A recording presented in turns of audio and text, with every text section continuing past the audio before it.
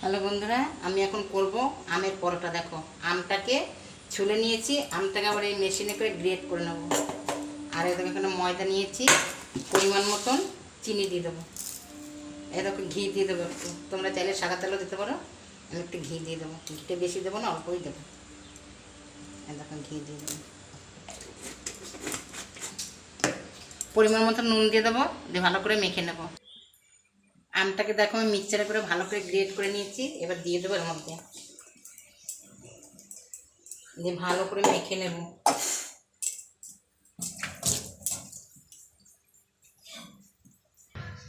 দেখো বন্ধু, আম দিয়ে ময়দাটা আমার মাখা হয়ে গেছে, কি সুন্দর হয়েছে। দেখো দেখো বন্ধুরা, আমের পরোটাটা আমার বেলা হয়ে গেছে। এবার দিয়ে দেবো ঘি। এ দেখো, ঘি দিয়ে ভাজবো।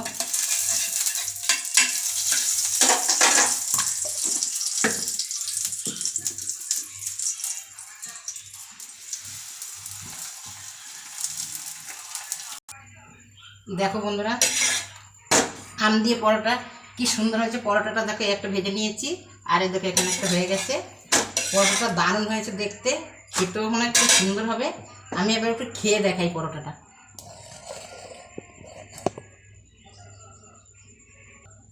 আমের পরোটাটা একটু খেয়ে দেখাই, লোভ সামলানো হচ্ছে, ঘি দিয়ে করেছি, আর এত নরম হয়েছে পরোটাটা।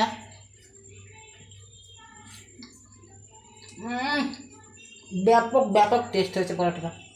বন্ধুরা, তোমরা ওরকম আম দিয়ে পরোটা করে খেয়ে দেখবে, খুব খুব সুন্দর লাগছে খেতে। এত সুন্দর, এত টেস্টি হয়েছে পরোটাটা, আর এত নরম হয়েছে। দেখো, দারুণ হয়েছে পরোটাটা।